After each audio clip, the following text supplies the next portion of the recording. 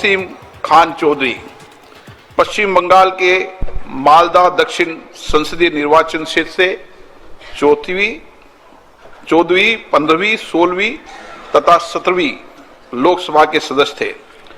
उन्होंने स्वास्थ्य और परिवार कल्याण मंत्रालय में केंद्रीय राज्य के रूप में अपनी सेवाएं दी।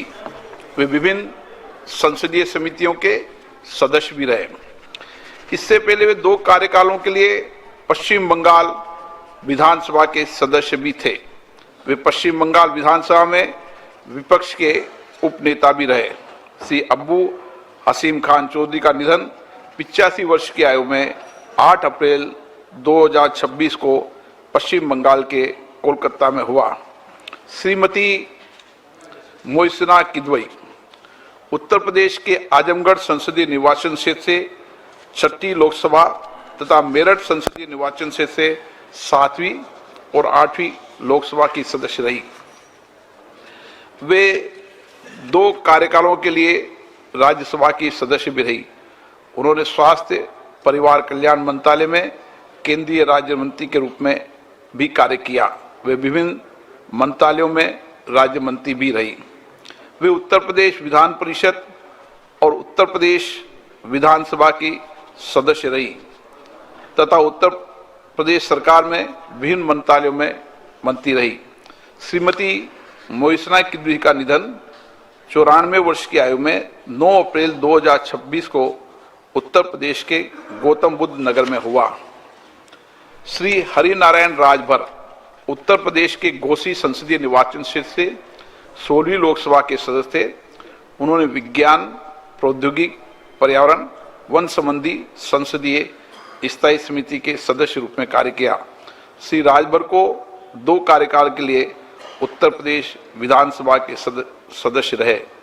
उत्तर प्रदेश सरकार में कई विभागों के मंत्री भी रहे। श्री हरिनारायण राजभर का निधन 76 वर्ष की आयु में 12 अप्रैल 2026 को उत्तर प्रदेश के लखनऊ में हुआ। माननीय सदस्यगण, मुझे अत्यंत दुख के साथ सभा को प्रसिद्ध पार्श्व गायिका श्रीमती आशा भोसले जी के निधन के बारे में सूचित करना है। श्रीमती आशा भोसले भारतीय संगीत की सबसे बहुमुखी प्रतिभा से संपन्न और लोकप्रिय आवाजों में से एक थी। 7 दशकों से अधिक समय तक उन्होंने भारतीय सिनेमा और संगीत में अपना उत्कृष्ट योगदान दिया। अपने दीर्घ एवं शानदार करियर के दौरान श्रीमती आशा भोसले ने विभिन्न भारतीय और विदेशी भाषाओं में गीत गाया, जिससे उन्हें भारत और विदेशों में अत्यधिक लोकप्रियता और प्रशंसा मिली। उनके उत्कृष्ट योगदान को मान्यता देते हुए वर्ष 2008 में भारत के दूसरे सर्वोच्च नागरिक सम्मान पद्म विभूषण तथा वर्ष 2000 में फिल्म जगत के सर्वोच्च सम्मान दादा साहेब फाल्के पुरस्कार से सम्मानित किया गया है।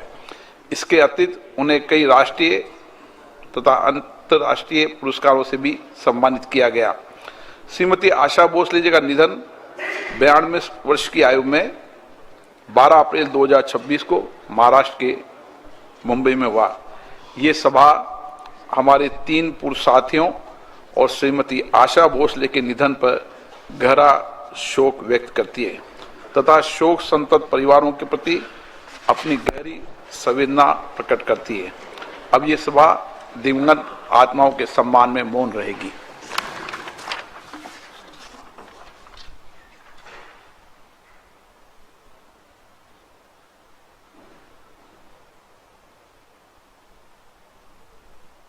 ओम शांति।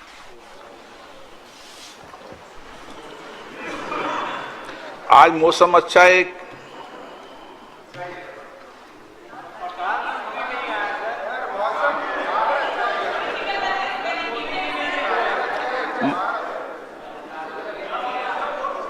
बोलना है।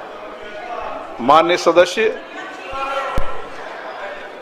मैं इस प्रतिष्ठित सदन में भारत की वैज्ञानिक प्रगति और टेक्नोलॉजी में आत्मनिर्भरता की यात्रा में प्राप्त एक महत्वपूर्ण उपलब्धि के बारे में उल्लेख करना चाहता हूं।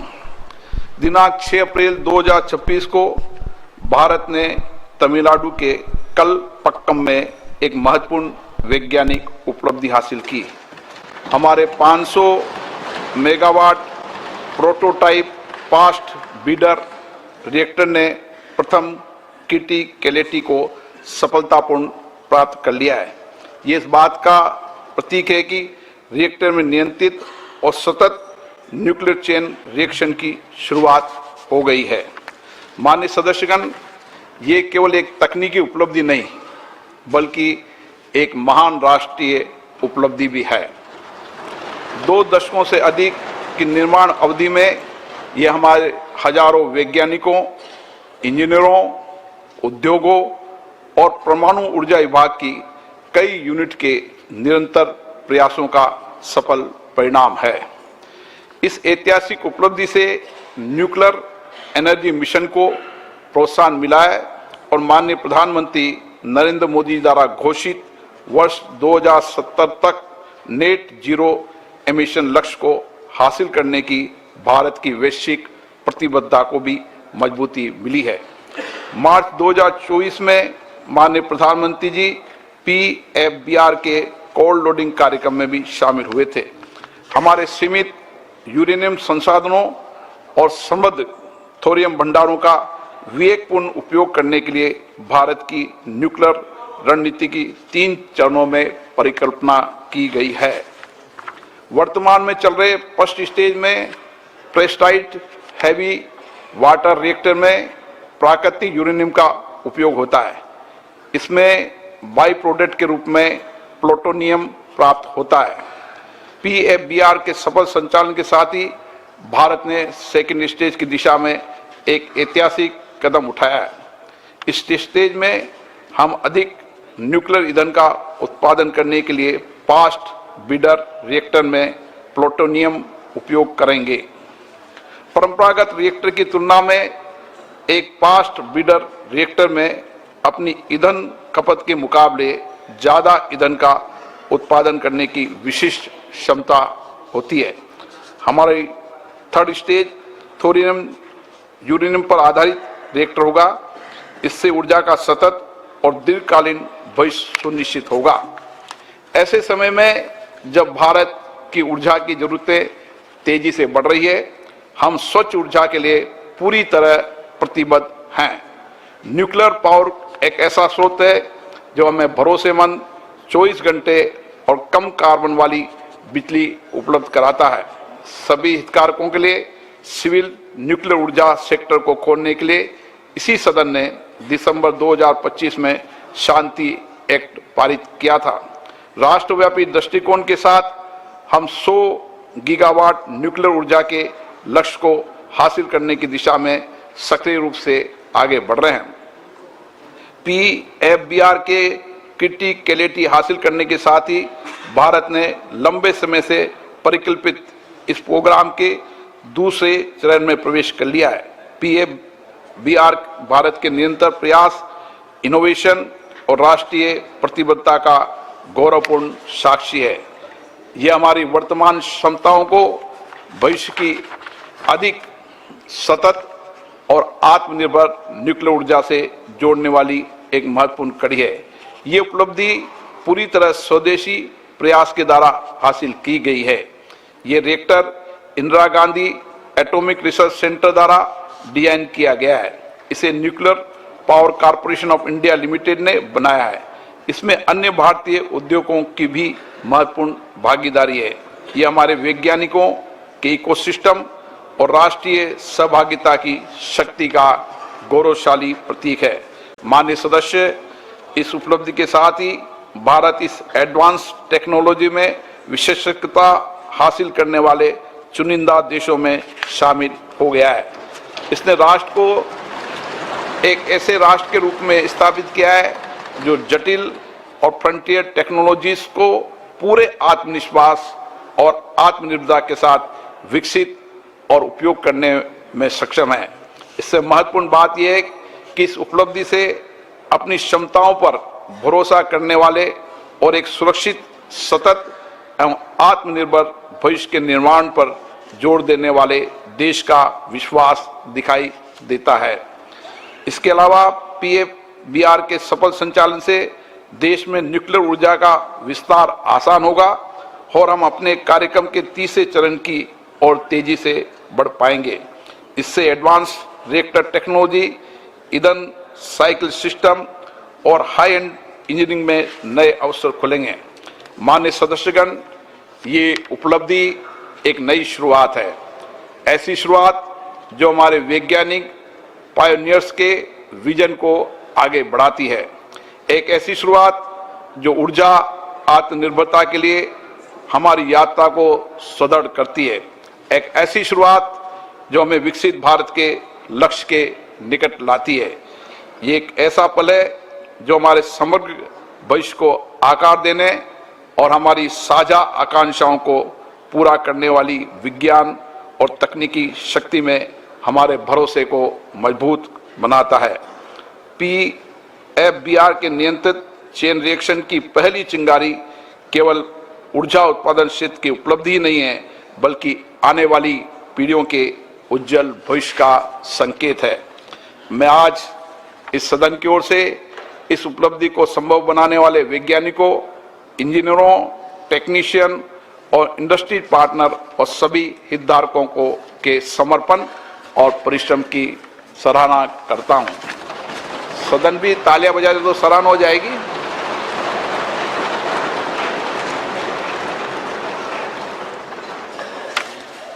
सभा पटल पर रखे जाने वाले पत्र। Item number 2, Arjun Ram Meghwal. Honorable Speaker, sir, with your kind permission, on behalf of my colleague Sri Jitin Prasad, I rise to lay on the table of the House papers pertaining to the Ministry of Commerce and Industry mentioned against his name at serial number 2 as per today's revised list of the business. Thank you, sir. Item number 3, Shri BL Verma. अध्यक्ष महोदय, आपकी अनुमति से आज लोकसभा की कार्यसूची के क्रम संख्या 3 पर अपने साथी राज्य मंत्री श्री पंकज चौधरी जी के नाम के सम्मुख अंकित प्रपत्र सभापति पर रखता हूं। Item number 5, Shri Arjun Ram Meghwal. Honorable Speaker, sir, with your kind permission, on behalf of my colleague Srimati Rekha Nikhil Khadse, I rise to lay on the table of the House papers pertaining to the Ministry of Youth Affairs and Sports mentioned against her name at serial number 5 as per today's revised list of the business. Thank you, sir. Item number 6, Shri PP Chaudhary. Honorable Speaker, sir, with your permission, that this House do recommend to Rajya Sabha that the Rajya Sabha do appoint 2 members of Rajya Sabha to the Joint Committee on the Constitution 129th Amendment Bill 2024 and the Union Territories Laws Amendment Bill 2024 in the vacancies caused by the retirement of Shri Saket Gokhale and Shri Bhuvneshwar Kalita from Rajya Sabha and communicate to this House names of the members so appointed by Rajya Sabha to the Joint Committee. प्रश्न है कि Shri PP Chaudhary द्वारा प्रस्तुत प्रस्ताव को स्वीकृत किया जाए।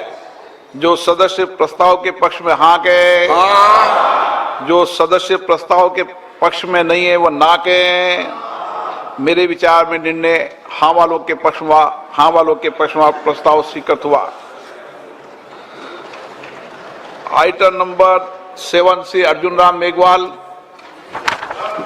धन्यवाद अध्यक्ष महोदय, मैं आपकी अनुमति से ये प्रस्ताव करता हूं कि भारत के संविधान का और संशोधन करने वाले विधेयक, संविधान 131वां संशोधन विधेयक 2026 को पूर्व स्थापित करने की अनुमति दी जाए। मैं सबको कुछ मौका दूंगा, पहले वह इंट्रोड्यूस हो जाए। Item number 8, Shri Amit Shah ji. महोदय, मैं प्रस्ताव करता हूं कि संघ राज्य क्षेत्र विधि संशोधन विधेयक 2026 को पुनर्स्थापित करने की अनुमति दी जाए। Item number 9, Shri Arjun Ram Meghwal. धन्यवाद अध्यक्ष महोदय, मैं आपकी अनुमति से ये प्रस्ताव करता हूं कि परिसीमन विधेयक 2026 को पूर्व स्थापित करने की अनुमति दी जाए। धन्यवाद। Shri KC Venugopal ji. Sir, as per the rules of procedure 72, I raise here to object the bill introduced by Mr. Megwalji and Ramesh Chaji. Sir, this actually is a fundamental, it bill is completely a fundamental attack on Indian federal structure, sir. So what exactly the intention of the introduction of the bill? This is what the entire country is now watching. Last 2023, Lok Sabha and Rajya Sabha, the Parliament passed a bill ensuring 33% women reservation in the Parliament and Vidhan Sabha.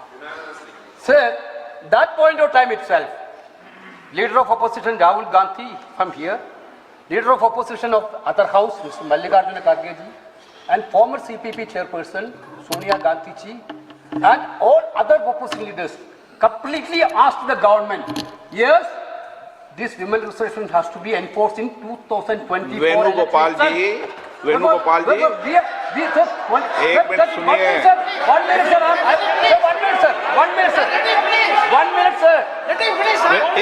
एक minute Venugopal जी, मैं please आपको एक minute मैं दे रहा हूँ। पूरे विषय पर मैं बोलने दूंगा, पर्याप्त समय दूंगा, लेकिन ये विषय अभी बिल इंट्रोड्यूस का है, उस पर बोल रहे, बाकी आप पूरा विषय रखना, मैं सबको पूरा विषय समय दूंगा।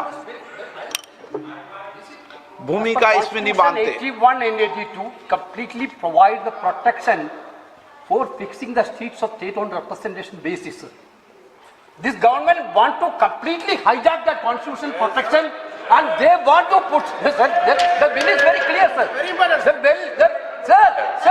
नहीं, मेरा एक अनुरोध है, मेरे को आपने स्पीकर ने कहा है आप बोल सकते हैं, मगर स्पीकर ने जब कहा कि रूल 72 में आप इंट्रोडक्शन को अपोज करने के लिए रूल्स 72 में जो आप बोलना चाहते हैं तो वो टेक्निकल विषय है। आप जो है पूरा इशू पे डिबेट पे शुरू हो गया। वेणुगोपाल जी, ये डिबेट का समय का नहीं है, ये टेक्निकल आप ऑब्जेक्शन जो उठाया उस पे बोलना है। कॉम्पिटेंसी ऑफ द हाउस का जो मामला है आप उसको बताइए। नहीं, पूरा मौका देंगे, कोई अभी बिल पास थोड़ी हो रहा है, आप जितने घंटे जाओगे उतने घंटे मौका दूंगा। 33% of women reservation, why don't you implement in 2024 election? Sir, you only, sir. एक गृह मंत्री जी क्या कह रहे हैं? बिल के पुरस्तापित थे बगैर बिल के मेरिट्स पर कैसे चर्चा हो सकती है? अभी उनको तकनीकी ऑब्जेक्शन है तो ही वो ले सकते हैं। एक बार बिल पुरस्तापित होने के बाद ही बिल के मेरिट्स पर सदन के सदस्य बोल सकते हैं। अभी ये सदन इस स्टेज पर है कि बिल को पुरस्तापित करना या ना करना, तो बिल को पुरस्तापित करने के लिए टेक्निकल ऑब्जेक्शन ही रूल 72 में वो ले सकते हैं। उनको भाषण करने का पर्याप्त मौका मिलेगा और आप बड़े दयालु हो, ज्यादा मौका देना उनको, हमें कोई, और हम भी कस कर जवाब देंगे, हमें कोई तकलीफ नहीं है। परंतु अभी जो रूल्स है वो रूल से है कि वो तकनीकी ऑब्जेक्शन ही ले सकते हैं, बिल के मेरिट्स पर नहीं बता सकते। Sir, what is the procedure of the house, sir? Sir, you तो प्रोसीजर सुनना चाहते हैं? Well, sir, you allow me to speak. नहीं, allow me to speak. Allow कर दिया मैंने। Minister can reply final. इनका माननीय गृह मंत्री जी का बिल इसलिए मैंने मौका दिया उनको। Why Amit Shah ji interfering minute? He can reply, sir. What is there, sir? You can reply. Sir, my point is very clear. Sir, this bill. चालू है, माइक चालू है, आपका ही बंद होता है, इनका बंद नहीं होता। Mic is not watching. Mic चालू है।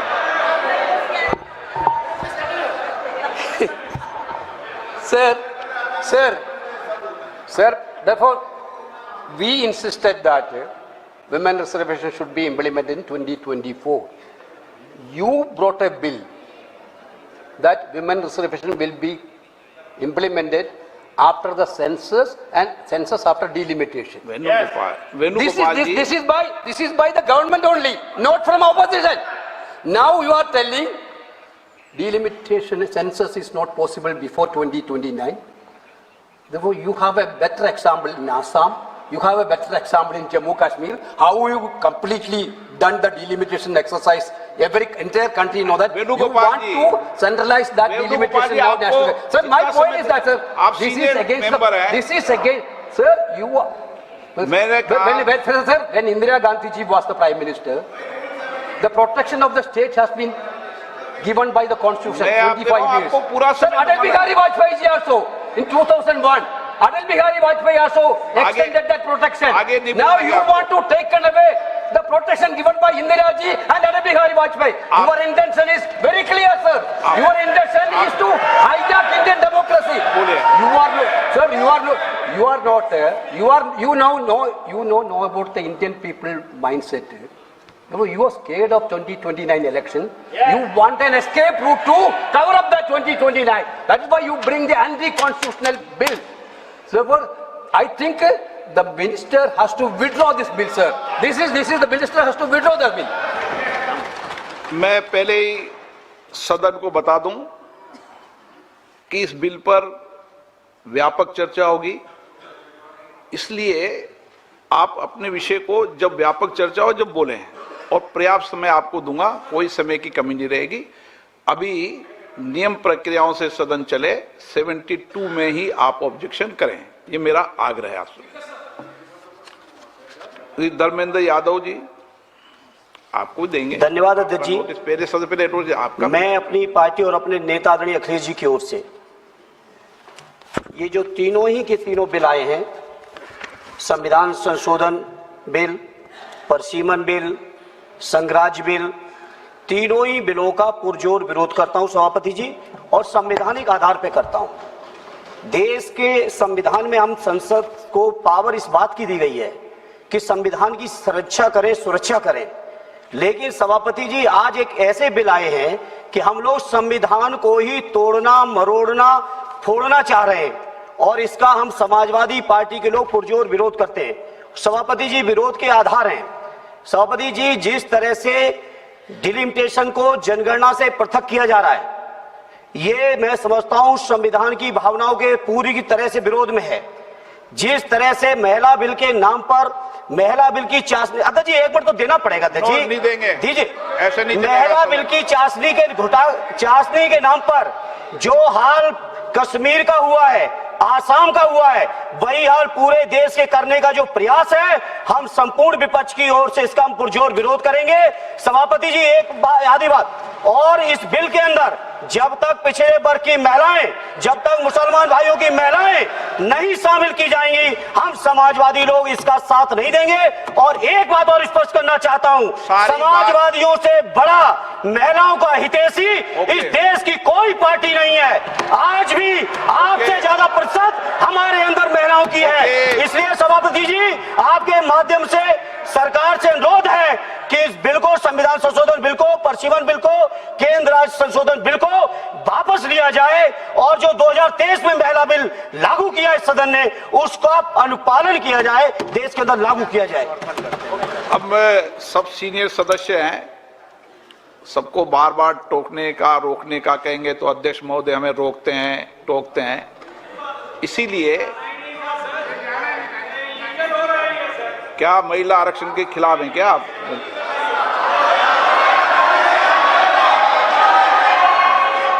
यदि अब मैं नियम 72 को पढ़ दूं,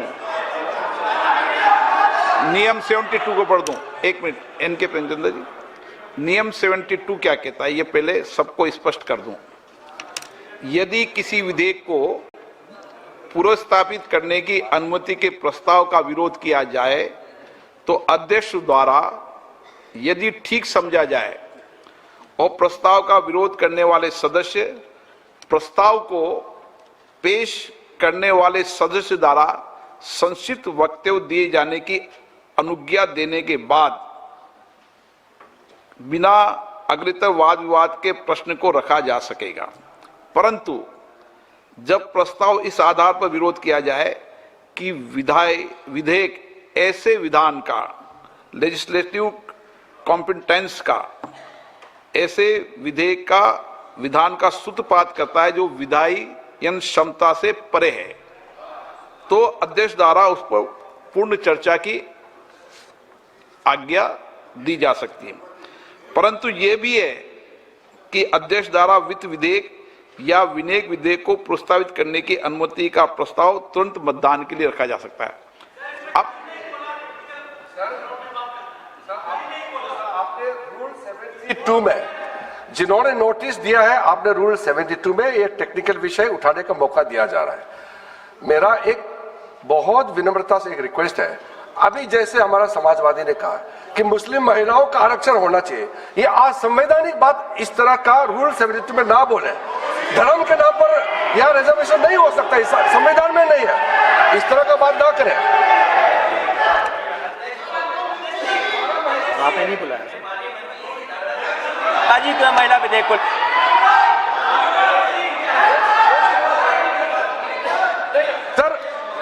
सर पूरा देश का महिलाओं के लिए बात करना चाहिए। आप मुस्लिम महिलाओं का क्यों बात करते हैं? ये राजनीतिक है, ऐसा मत कीजिए। आप पूरा देश का महिलाओं के लिए बात कीजिए।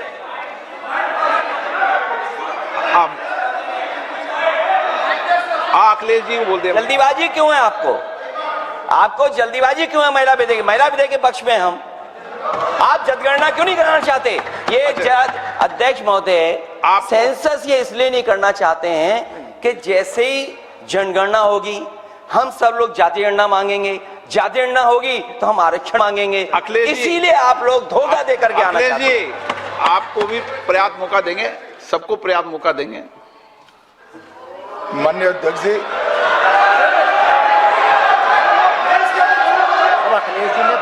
अखिलेश जी ने बोला, उसका जवाब दे रहे हो तो हाँ, उसी पे जा रहे हैं, उसी पे बोल रहे हैं। हाँ, माननीय अध्यक्ष जी, सदन की कार्यवाही को पूरा देश देख रहा है।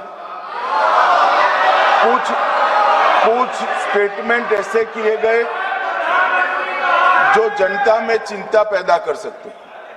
अखिलेश जी ने कहा जनगणना क्यों नहीं हो रही। मैं पूरे सदन के माध्यम से देश की जनता को बताना चाहता हूं, जनगणना का काम शुरू हो चुका है, जारी। 2, उन्होंने कहा कि हम जाति जनगणना का मांग करेंगे। मान्यवर, मैं आपके माध्यम से सदन को बताना चाहता हूं कि सरकार ने जाति की जनगणना करने का निर्णय ले चुकी है और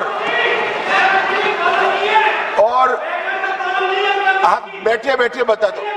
अरे बैठिए भाई, बैठिए। और जाति के साथ ही ये जनगणना हो रही है। माननीय सदस्य धर्मेंद्र यादव जी कह रहे हैं कि कॉलम नहीं है। उनको मालूम पड़ना चाहिए कि अभी घरों की गिनती हो रही है और घरों की कोई जाति नहीं होती है। समाजवादी पार्टी का चले तो घरों की भी जाति तय कर ले।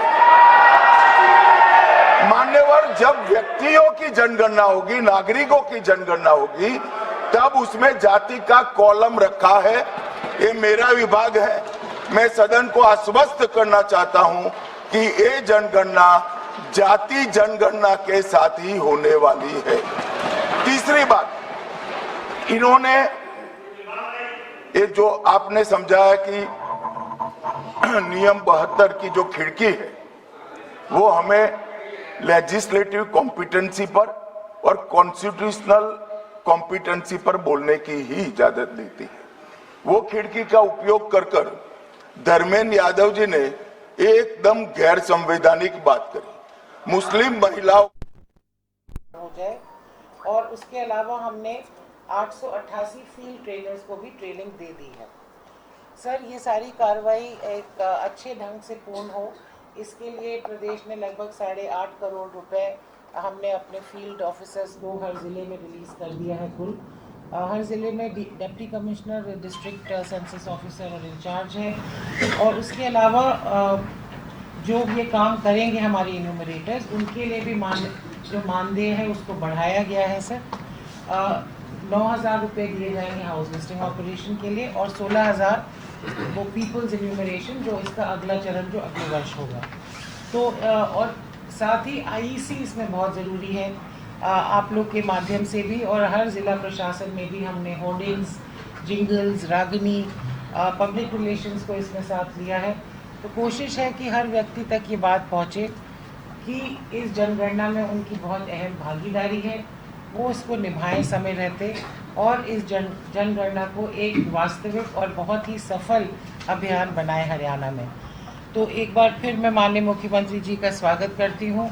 उनके दिशा निर्देश हमें हमेशा प्राप्त होते हैं कि हर काम हरियाणा में कम से कम नंबर 1 रहना चाहिए, स्मूथली होना चाहिए और समयबद्ध तरीके से होना चाहिए। एक बार फिर आपका स्वागत है सर, और आप लोग सब का धन्यवाद आज यहाँ आने के लिए, और आशा है कि आप इस बात को आगे जनसाधारण तक पहुँचाएंगे। धन्यवाद। Thank you ma'am.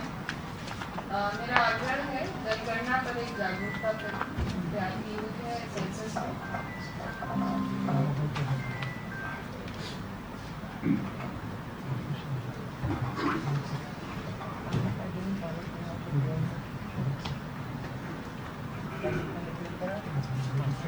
That'll be nice.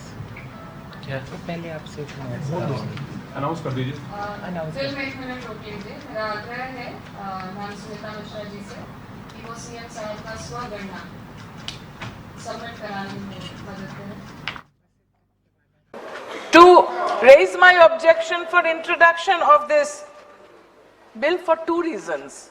The 131st Amendment of the Constitution. First, the Article 334A is arbitrary as it makes women's reservation dependent on a future delimitation exercise, contingent on the discretion of the government.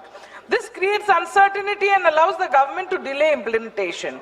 Equality cannot depend on political exercises. Equality comes by birth, by democratic rights given in the Constitution by Ambedkar Sahab, whose birth centenary we just celebrated this week. And secondly, sir, the Constitution mandates periodic readjustment after each census under Article 82 and 170 for Lok Sabha and Vidhan Sabha. This bill deletes that mandate and substitutes it with executive discretion, converting it into obligation into political choice. And also,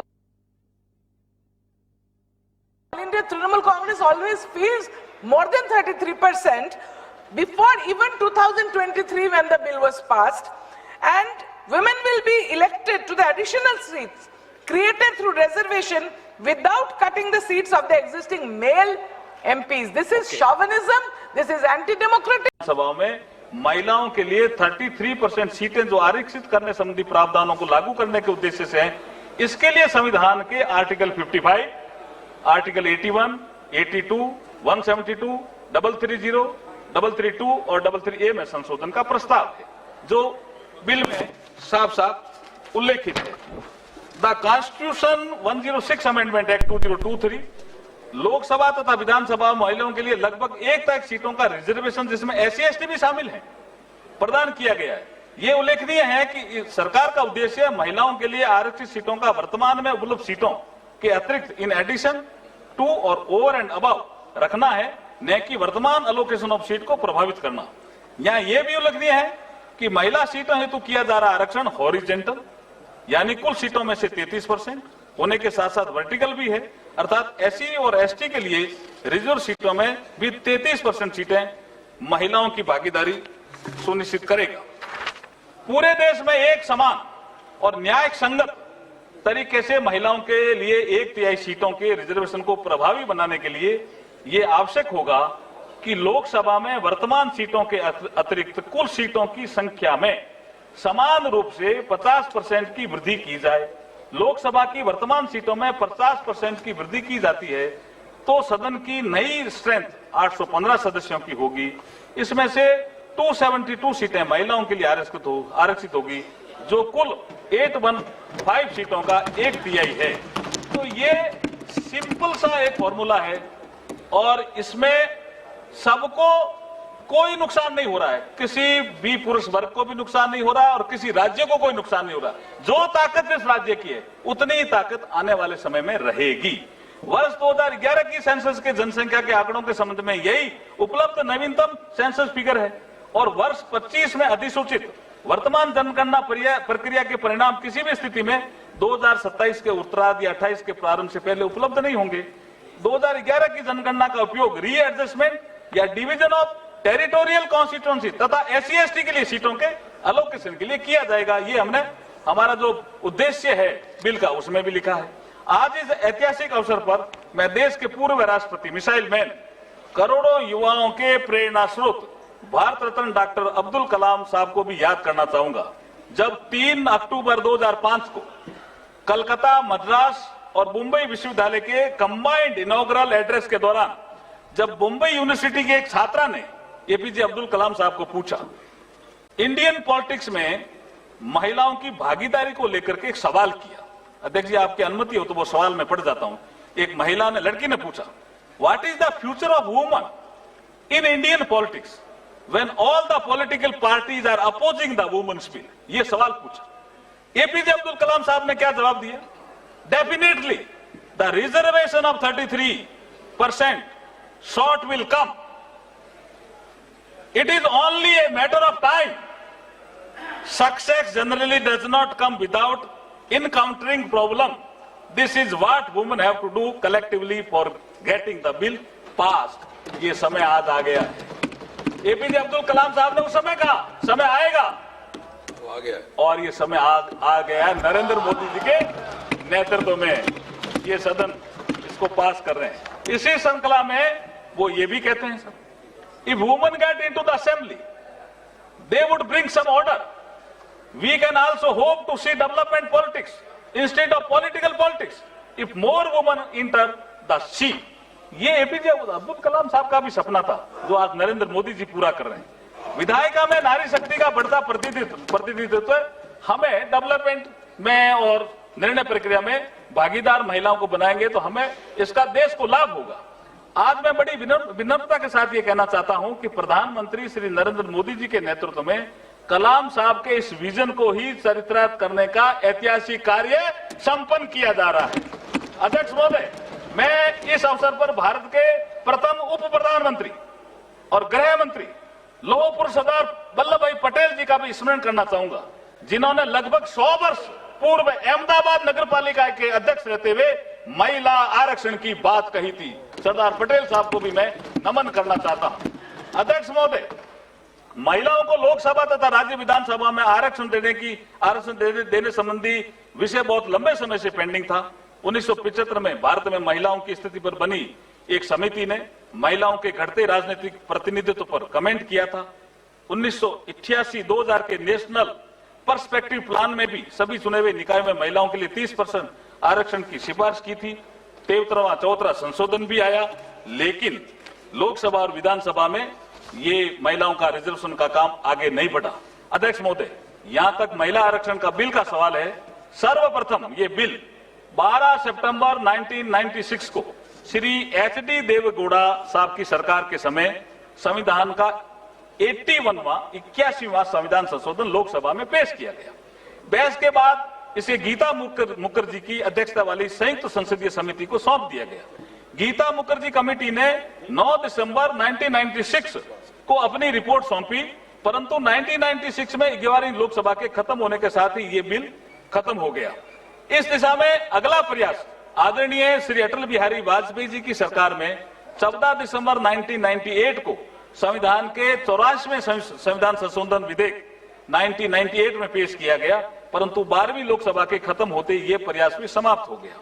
Atal Bihari Vajpayee ji की अगली सरकार 13वीं लोकसभा में 23 दिसंबर 1999 को संविधान का 85वां संशोधन विधेयक 99 में पेश किया गया, परंतु राजनीतिक पार्टियों के बीच सहमति न बनने के कारण आगे नहीं बढ़ सका। इसी श्रृंखला में अगला महत्वपूर्ण प्रयास डॉक्टर मनमोहन सिंह जी की सरकार द्वारा संविधान में 108वां संशोधन विधेयक 2008 6 मई 2008 को राज्यसभा में प्रस्तुत किया गया। 2 साल बाद 9 मार्च 2010 को राज्यसभा में तीखी बहस और भारी हंगामे के बीच ये बिल पास हो गया, किंतु लोकसभा में ये बिल पास नहीं हो सका। अध्यक्ष महोदय, हमारे यशस्वी प्रधानमंत्री नरेंद्र मोदी जी जो महिला अधिकारों और महिला कल्याण के प्रति सदैव संवेदनशील है, उनके मार्गदर्शन में लगभग सर्वसम्मति बनाते हुए नई संसद के पहले बिल के रूप में 19 सितंबर 2023 को नारी शक्ति वंदन अधिनियम संविधान का 128वां संशोधन विधेयक 2023 लोकसभा में प्रस्तुत किया, जो लोकसभा में भारी बहुमत से पास हुआ, जिसके पक्ष में 454 वोट पड़े, मात्र 2 वोट विपक्ष में पड़े, जिसे बाद में संविधान का 106वां संशोधन कहा गया। 2023 के तौर पर यह लागू हुआ, ये 2023 के पर लागू किया गया। अगले ही दिन 20 सितंबर 2023 को राज्यसभा में 2014 वोटों के साथ बिना किसी विरोध के ये बिल पास किया गया। 28 दिसंबर को भारत की पहली आदिवासी महिला राष्ट्रपति माननीय श्रीमती द्रौपदी मुर्मू जी के द्वारा इसे मंजूरी प्रदान की गई। अध्यक्ष महोदय, 4 दशकों के लंबे अंतराल के बाद माननीय प्रधानमंत्री जी के नेतृत्व में महिलाओं के लिए लोकसभा राज्य विधानसभाओं में 1/3 सीटों के आरक्षण की व्यवस्था सुनिश्चित हो पाई। आज हम इस संविधान 131वें संविधान संशोधन विधेयक 2026 के माध्यम से इसे इस महान सदन के समक्ष साकार रूप देने जा रहे हैं। इस पूरे विश्व में, इससे पूरे विश्व में भारत और भारतीयता का शाश्वत संदेश का प्रचार करने वाले या स्वामी विवेकानंद जी का कोट भी मैं आपको कहना चाहता हूं। स्वामी विवेकानंद जी ने एक मात्र शक्ति के उत्थान का संदेश देते हुए कहा, there is a no chance, sir ये बहुत ही महत्वपूर्ण है, मैं कोट करना चाहता हूं, there is a no chance for the welfare of a world unless the condition of women is improved. It is not possible for a bird to fly only one wing. तो हम 2 पंखों से उड़ना चाहते हैं साहब, ये नरेंद्र मोदी जी का सपना है। मुझे विश्वास है कि ऐतिहासिक संविधान संशोधन के लागू होने से भारत, जिसे कभी वैभव भारत के नाम से भारत को जाना जाता था, हमारे विधायिका में भागीदारिता बढ़ेगी और भारत विकसित भारत बनेगा। तमिल भाषा के महाकवि सुब्रमण्यम भारती ने भी स्वतंत्र, शिक्षित, आत्मनिर्भर और शक्तिशाली नारी की कल्पना करते हुए अपनी कविताओं के माध्यम से बताया कि महिलाएं केवल घर तक सीमित नहीं है, वे निर्णय लेने, कानून बनाने, वे शासन करने में सक्षम है, वे निडर, जागरूक और प्रगतिशील है, जो समाज को आगे बढ़ाती है। अध्यक्ष महोदय, मैं बड़े ही विनम्र भाव के साथ और गर्व के साथ ही कहना चाहूंगा कि वैदिक काल से हमारी आधुनिक काल तक जब जब मातृशक्ति को नेतृत्व करने का अवसर मिला है, तब तब उन्होंने अपनी प्रतिभा, योग्यता और क्षमता से अपने आप को सिद्ध किया है। वैदिक काल में यदि हम देखें तो गार्गी, मैत्रेय, घोषा, अपाला, लोकपुत्रा जैसी अनेक विदुषी महिलाओं का जिक्र मिलता है। कालांतर में हमें ऐसी अनेक महिलाओं का भी जिक्र मिलता है जिन्होंने शासक के रूप में अपनी प्रतिभा का परिचय दिया। रानी नागनिका, कश्मीर की रानी दिद्या और रानी रुद्रमा देवी, रानी दुर्गावती और रानी लक्ष्मीबाई और रानी अहिल्याबाई होलकर जैसी अनेक ऐसी रानियों का उल्लेख मिलता है। सामाजिक सुधार की दृष्टि से देखें तो सावित्रीबाई फूले, रमाबाई जैसी महिलाओं का उल्लेख मिलता है, जिन्होंने महिला शिक्षा के क्षेत्र में महत्वपूर्ण भूमिका निभाई। औपनिवेशिक काल में आजादी के संघर्ष में भी महिला नेतृत्व ने बढ़ चढ़कर भूमिका निभाई।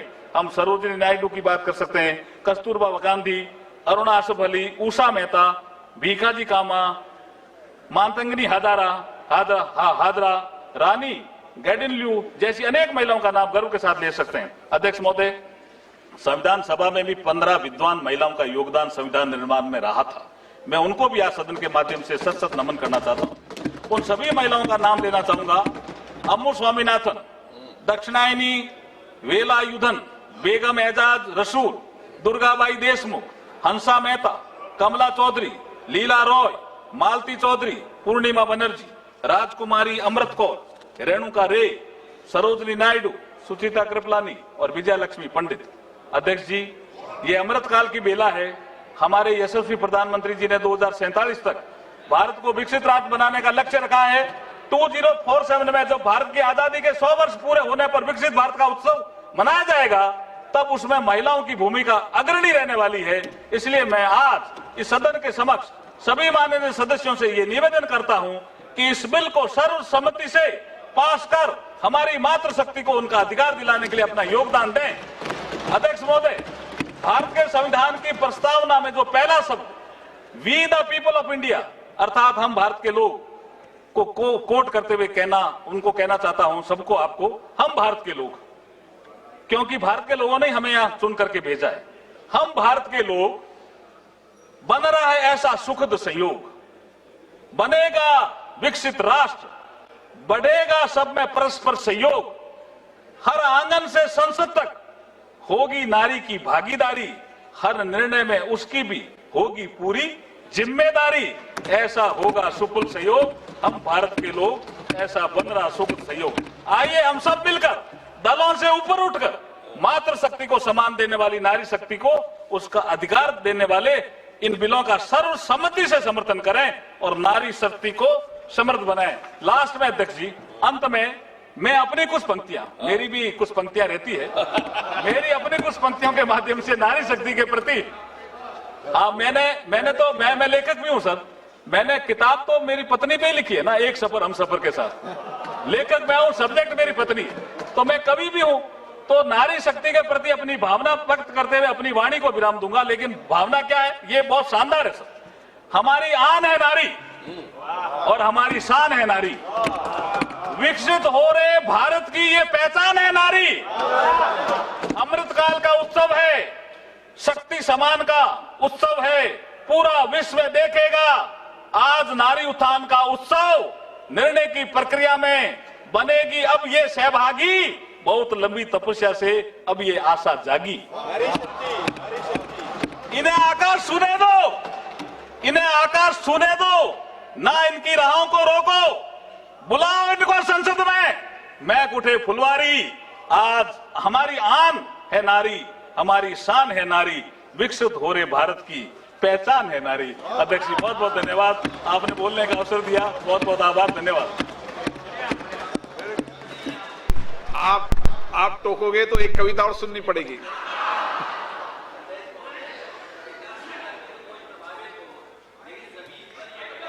आपको एक दो कविता सुननी पड़ेगी, दो बार बोलोगे तो। गौरव गोगोई जी, गौरव गोगोई जी। धन्यवाद अध्यक्ष महोदय। आज इस विशेष सत्र में मैं अपने पार्टी के तरफ से जो संविधान का 131वीं संशोधन है उसके विरोध में अपने पार्टी की तरफ से अपनी बात रख रहा हूं।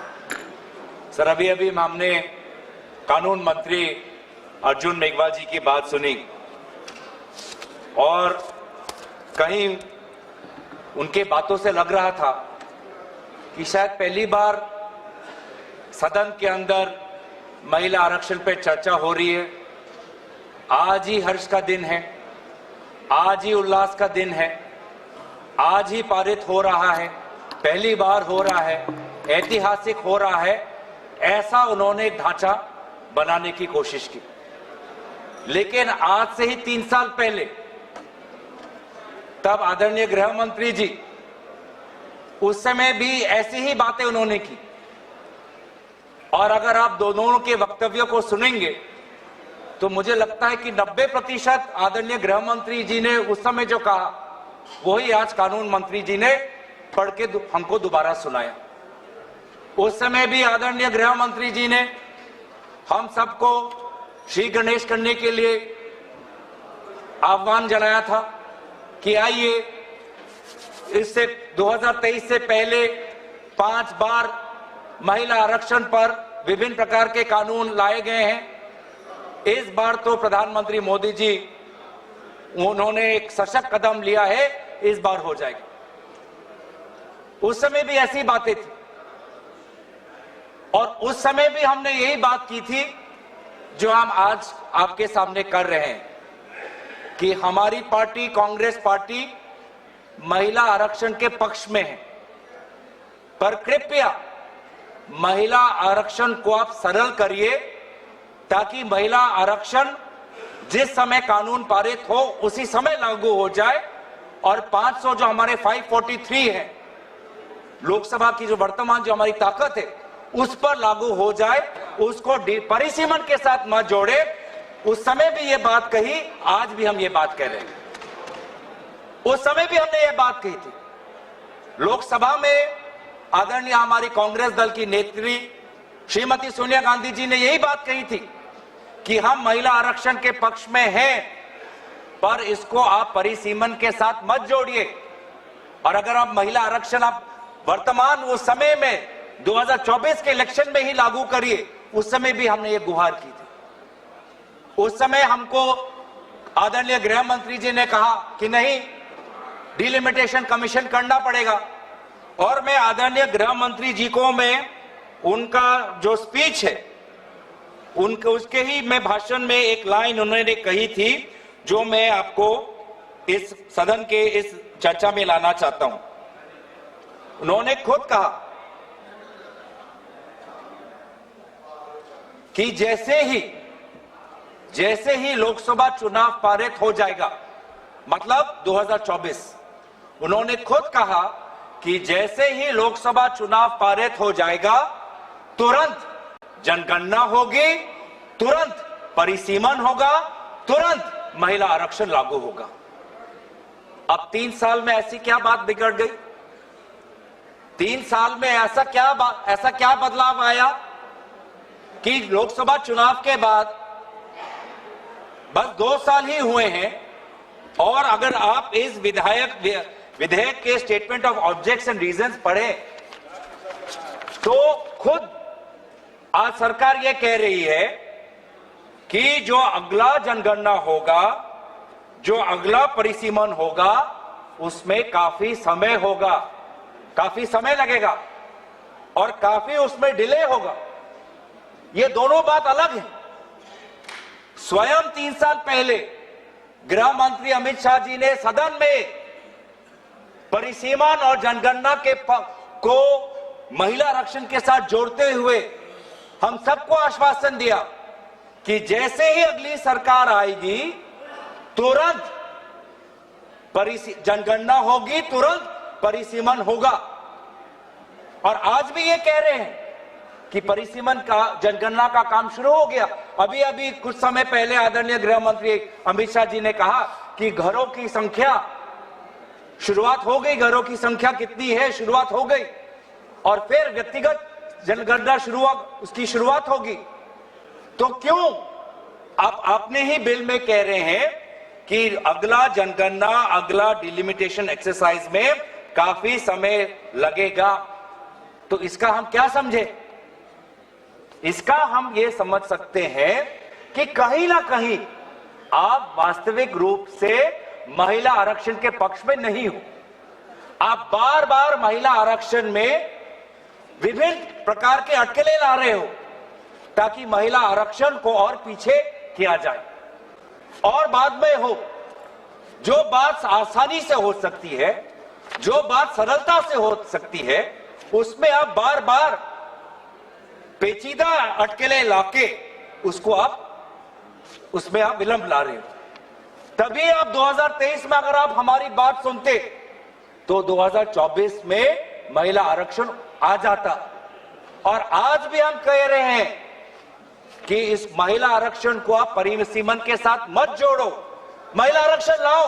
वर्तमान में जो हमारी ताकत है 543, उसी पे आप लागू करो, हम पूरा आपका समर्थन करेंगे। 2029 में लाना चाहते हो, कृपया लाइए। पर जो बात आपकी, जो हर बात में आप जो राजनीति करते हो, सिंबोलिज्म की पॉलिटिक्स जो करते हो, ये साफ साफ इस आपके इस बिल में, तीनों बिल में दिख रहा है कि ये आपका महिला आरक्षण लाने का बिल नहीं है, ये देश को बैकडोर के द्वारा परिसीमन करने का ये बिल है। ये आपकी मंशा है, महिला आरक्षण बिल नहीं है ये। अब परिसीमन की आपकी ये मंशा है, उस पे आप महिला आरक्षण का आपने एक लेबल लगा दिया है, ढांचा लगा दिया। कितनी दुख की बात है, कितनी शर्म की बात है कि अब महिला आरक्षण को ही आप ये ढांचा मिला, महिला आरक्षण ही आपका सुरक्षा कवच बना आपकी राजनीतिक मंशा को छुपाने के लिए, और कोई आपको विधेयक नहीं मिला। मतलब आपकी ही मंशा नहीं है। और दूसरी बात यह है कि विलंब क्यों? पहली बात तो शंका इस बात पे उठती है कि आप महिला आरक्षण के पक्ष में नहीं हो, नहीं तो आप तुरंत लेके आ जाते। और दूसरा जो शंका मन में पैदा होता है कि आप जाति जनगणना के पक्ष में नहीं हो, क्योंकि 2023 और 2026 के बीच में एक ही अंतर आया है। 2023 में भी आपकी सरकार, 26 में भी लोगों ने आपकी सरकार लेके आए। 2023 में आपने कहा कि जनगणना होगी, परिसीमन होगा, फिर महिला आरक्षण होगी, और आज आप कह रहे हैं कि नहीं, जनगणना से पहले हमको महिला आरक्षण लाने की कोशिश करना चाहिए। क्या फर्क आया? फर्क बस इतना ही आया कि पूरे इंडिया अलायंस और विभिन्न विरोधी दल के दबाव में आदरणीय राहुल गांधी जी के नेतृत्व में हमने आपके सरकार को विमर्श किया कि आपको जनगणना के साथ जाति जनगणना करनी पड़ेगी, जिसका उल्लेख आपने एक प्रेस रिलीज के द्वारा आपने फरवरी के महीने में किया, दबाव में आके किया, इसके पक्ष में आप नहीं थे। इससे प्रेस रिलीज से पहले कई बार सदन के अंदर सदन के बाहर क्या क्या हम पर आलोचना नहीं हुई, कभी अर्बन नक्सल, कभी देशद्रोही, क्या क्या नहीं कहा, देश का बंटवारा चाहते हैं, क्या क्या आरोप नहीं लगाया। लेकिन जब आपने खुद देखा कि देश के लोग, अति पिछले वर्ग के लोग, अल्पसंख्यक जब वो चाहते हैं, जनजाति लोग, अनुसूचित जाति लोग जब वो चाहते हैं कि जाति जनगणना हो, तो आपने विमर्श होकर आपने जाति जनगणना लेके आए।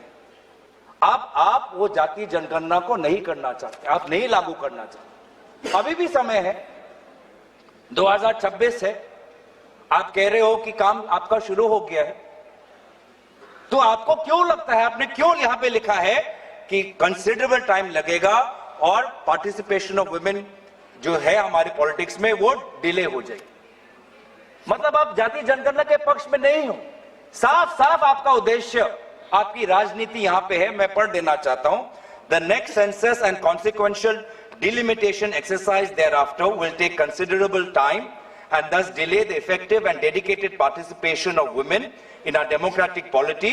Hence, the objective of the proposed bill is to operationalize 1/3 reservation for women through a delimitation exercise to be undertaken on the basis of the population figures of the latest published census. ये क्या तरीका है कि महिला आरक्षण को लागू करने के लिए आप एक डिलिमिटेशन को बुलडोज कर रहे हो, आप डिलिमिटेशन। आप जो ये बिल में आप जो ये संख्या लाए हो क्लॉज 3 में कि आर्टिकल 81 ऑफ कॉन्स्टिट्यूशन में संशोधन आना चाहिए कि 815 मेंबर्स आने चाहिए, कहां से आया ये संख्या किसने निर्धारित किया? सरकार। और इसीलिए तो हम इस बिल का विरोध कर रहे हैं कि आज सरकार अपने आप, जो संविधान में लिखा हुआ है कि जो अगला सेंसस होगा 2026, उसके बाद डिलिमिटेशन होगा, आज सरकार ने वो संविधान का पूरा आर्टिकल 81 को खत्म करके खुद अपने आप को ताकत दे रहा है कि नहीं, सेंसस के लिए नहीं हमको रुकना, और अपने आप हमने चुन लिया कि 815 करना है। ये संख्या कहां से आया? नागपुर से आया? किसी शाखा से आया? कहां से आया? कोई सरकारी दस्तावेज, कोई पार्लियामेंट्री पेपर, कोई पार्लियामेंट्री कमेटी की रिपोर्ट, कहां से आया 815 नंबर? क्या आसमान से टपक गया? कहां से आया? यही तो हम जानना चाहिए। इसलिए तो हम कह रहे हैं कि सरकार के पास इस विधेयक को इंट्रोड्यूस करने की लेजिस्लेटिव कॉम्पिटेंस है ही नहीं। क्यों सरकार अपने आप कैसे तय कर ले कि पार्लियामेंट की सदन की संख्या कितनी बढ़नी चाहिए? अपने आप, बिना सेंसस के। तो बार बार यह हमको पता चलता है कि आप डिलिमिटेशन को एक राजनीतिक अस्त्र के रूप से, आप इसको एक हथियार के रूप से आप इसको व्यवहार करना चाहते हैं, जो मंशा नहीं थी। जो हमारे संविधान के निर्माता थे, डिलिमिटेशन किसी राजनीतिक दल के राजनीतिक हथियार के रूप में निर्माण करना उनका मंशा नहीं था। डिलिमिटेशन की मंशा क्या थी कि जैसे जैसे जनसंख्या बढ़ेगी, प्रशासन के लिए, सुशासन के लिए हम अपने डिलिमिटेशन अपने विधानसभाओं का, लोकसभा क्षेत्रों का ऐसा करें ताकि लोगों को प्रशासनिक सुविधा मिले, ताकि सुशासन सुचारू रूप से हो। इस उद्देश्य से डिलिमिटेशन हुआ था।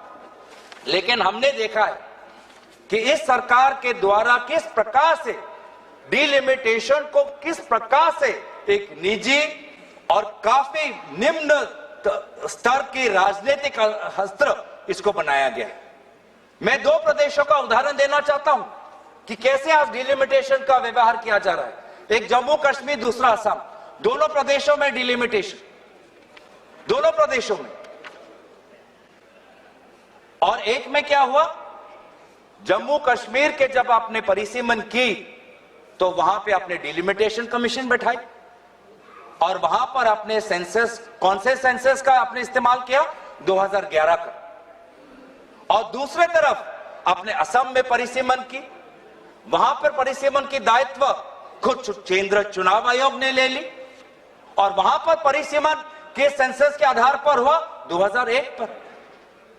आप सोच समझ सकते हो कि भारत में 21वीं सदी में 2022 से 2023 में लगभग वो 1-1.5 वर्ष के कार्यकाल में भारत के दो प्रदेशों में परिसीमन हो रहा है, एक 2011 के सेंसस के आधार पर, एक 2001 के आधार पर, एक जगह डिलिमिटेशन कमीशन, एक जगह चुनाव आयोग। तो साफ साफ पता चलता है कि ये डिलिमिटेशन किसी प्रकार से नागरिकों को, आम नागरिकों को सुविधा देने के लिए नहीं, डिलिमिटेशन बस आप अपने राजनीतिक सत्ता को और मजबूत करने के लिए, अपने राजनीतिक जड़ों को मजबूत करने के लिए आप इसका इस्तेमाल करें। डिलिमिटेशन का तात्पर्य क्या था कि हर जो क्षेत्र हो, चाहे लोकसभा क्षेत्र हो, चाहे विधानसभा क्षेत्र हो, उसकी जनसंख्या लगभग समान होनी चाहिए। मैं बताऊं असम में क्या हुआ। असम में एक लोकसभा है 14 लाख लोगों का और एक लोकसभा है 26 लाख लोगों का। 26 लाख लोगों का, ये किसकी सुविधा देख रहे हो? किसकी सुविधा देख रहे हो आप? आम नागरिकों की तो नहीं हो सकती, क्योंकि वो 26 लाख का लोकसभा क्षेत्र इतना बड़ा है, वो किसी प्रकार से, किसी ना प्रशासनिक रूप से ना सुशासन के रूप से वो किसी का फायदेमंद हो सकता है। ऐसा डिलिमिटेशन हुआ है सर कि एक विधानसभा में कहीं 4 जिला परिषद और कहीं 2 जिला परिषद। ऐसा डिलिमिटेशन हुआ है कि एक पंचायत में 10 वार्ड, 2 वार्ड एक विधानसभा में, 3 वार्ड दूसरे विधानसभा में, 3 वार्ड चौथे विधानसभा में। यह है परिसीमन। और अफसोस की बात, इसको हम चैलेंज नहीं कर सकते। और यही जो आज इस प्रकार को अमेरिका में कहते हैं जेरीमैंडरिंग, पूरा कंप्लीट पॉलिटिकल एक्सप्लॉयटेशन, कि कोई एक ज्योग्राफिकल कंटिग्यूटी होती है सर। डिलिमिटेशन में एक और चीज होती है कि geographical, besides administrative efficiency, geographical contiguity होनी चाहिए। लेकिन आज आपने ऐसे क्षेत्र बनाए हैं कि एक नदी के इस पार और एक गांव पहाड़ के उस पार। किस लिए? ये किस प्रकार का ज्योग्राफिकल कंटिग्यूटी है? मैप देखिए सर। अब यही चीज जो उन्होंने असम में किया, जो उन्होंने जम्मू कश्मीर में किया, अब महिला आरक्षण के द्वारा पूरे देश में यह कहना चाहते हैं। कितनी शर्मनाक बात है, कितनी शर्मनाक बात है, दुख की बात कि आप इस प्रकार का महिलाओं का आप राजनीतिक दुरुपयोग कर रहे हो महिला आरक्षण के नाम पर। आप भारतीय संस्कृति की बात करते हो, भारत के देवी देवताओं की बात करते हो, भारत के उपनिषद और पुराणों की बात करते हो, और यह है आपका मंशा, डिलिमिटेशन। हमने ये खुद देखा है सर कि आज कहीं ना कहीं ये एक शंका है कि एक, आप महिला आरक्षण के पक्ष में नहीं हो, शंका दूसरा कि आप जाति जनगणना के पक्ष में नहीं हो, शंका तीसरा कि आप डिलिमिटेशन नागरिकों के हित में नहीं, डिलिमिटेशन खुद के हित में करते हो, यह भी तीसरा शंका है। और चौथी शंका यह कि आप संविधान को आप धीरे धीरे आप कमजोर कर रहे हैं। संविधान के आर्टिकल 81 में खुद लिखा है कि जो सेंसस, अगला जो सेंसस होगा उसके आधार पर 2026 का उल्लेख वहां पर है संविधान पर। संविधान में उल्लेखित है आर्टिकल 81 में कि 2026 में जो सेंसस होगा, उस जो सेंसस जब पब्लिश होगा तो उसके आधार पर हम आगे बढ़ेंगे, डिलिमिटेशन होगा। अब आज आप इस महिला आरक्षण के बिल के द्वारा आप संविधान को भी कमजोर कर रहे हो। जो 2026 की जो बात आर्टिकल 81 में है, आप उसको भी आप कमजोर करके कह रहे हो कि जब सदन कोई कानून लाएगा तब उस कानून में जिस सेंसस की बात होगी उस सेंसस के आधार पर हम परिसीमन करेंगे। मतलब जो बात संविधान में लिखी है, जिस बात को चाहे किसी दल की सरकार आए उस बात को अमल करना है, आपने उस संवैधानिक सुरक्षा को कमजोर कर आपने एक ऐसा कानून लाना चाहते हो कि सदन में जिसकी ताकत, सदन में जिसकी बल, वो निर्धारित करेगा कि किस सेंसस के आधार पर परिसीमन हो। तो किस प्रकार से संविधान के पक्ष में है? ये बिल महिला विरोधी है, ये बिल जाति जनगणना विरोधी है, ये बिल संविधान विरोधी है, ये बिल जो हमारे पूरे प्रदेश का, पूरे देश का जो फेडरल स्ट्रक्चर है उसके विरोध, फेडरल स्ट्रक्चर के विरोध। सर, हमारे अध्यक्ष महोदय,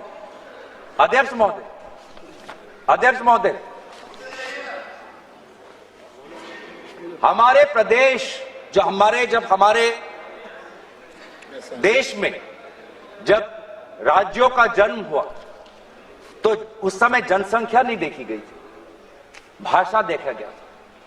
भाषाओं के आधार पर एक लिंग्विस्टिक रिऑर्गेनाइजेशन हमारे प्रदेशों को हुआ था।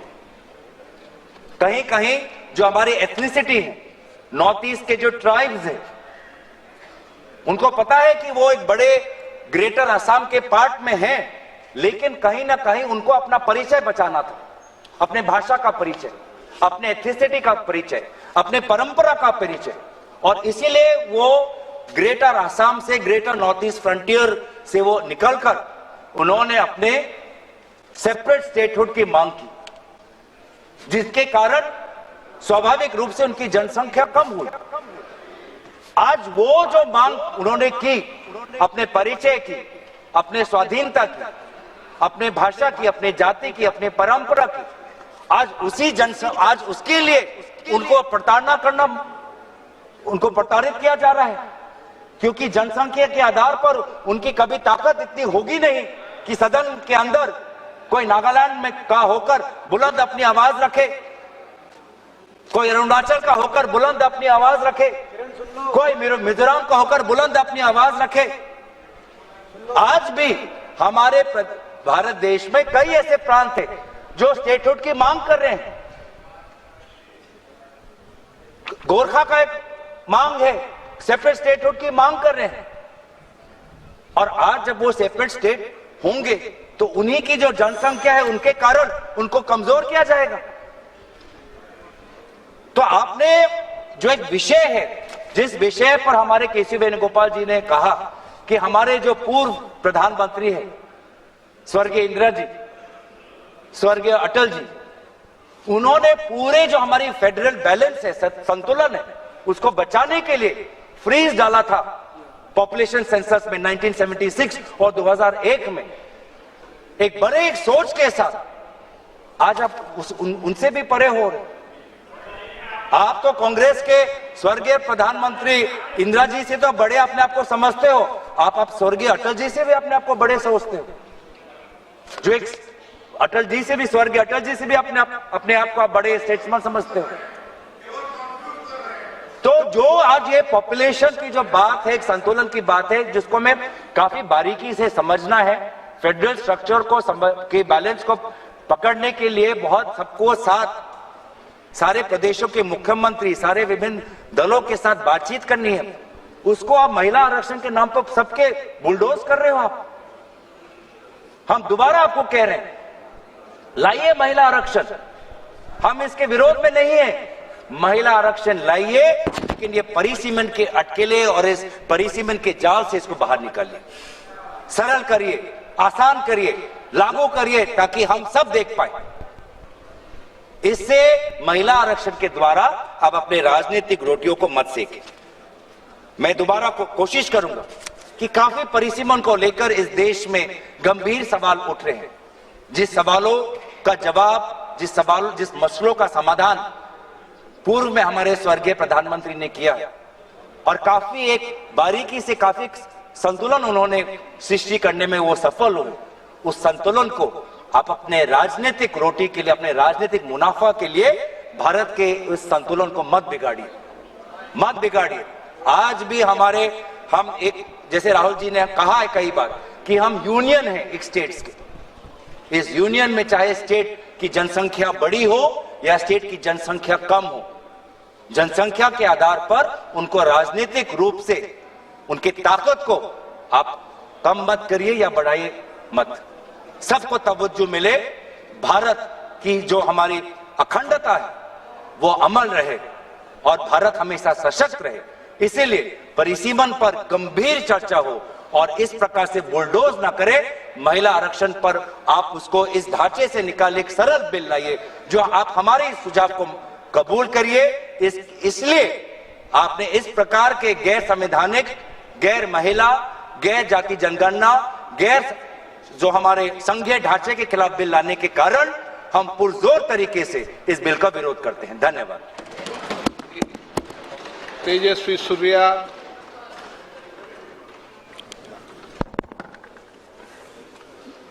Thank you, Speaker, sir.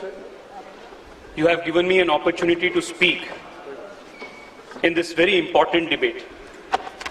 Speaker, sir, today is truly a historic day because finally the women of India who have been waiting for almost 40 years for their right, for their due to participate in the national policy making process will finally get their share. The Narendra Modi government, by the 3 bills that have now been introduced, is not only going to fast track the Women's Reservation Bill and its applicability from 2029, it is also going to write a new chapter in the development journey of India by for the first time giving the Nari Shakti of this country a vocal, visible, credible, tangible representation in the nation building process.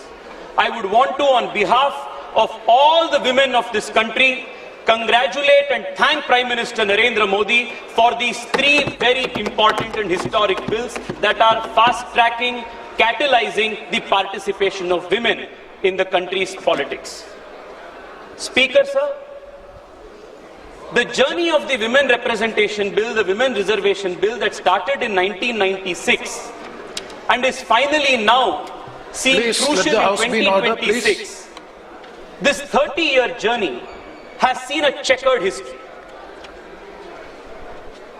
At least a half a dozen times the bill was introduced, and on one pretext or the other, especially parties who are now in the opposition, delayed, disrupted, and ensured that the bill does not see the light of day. We still remember when earlier the bill was introduced in the earlier government's tenure,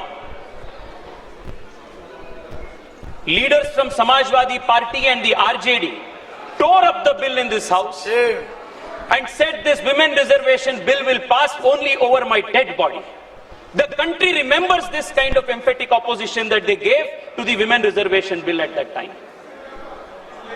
ये अटके रहा था, 30 साल के लिए अटके रहा था।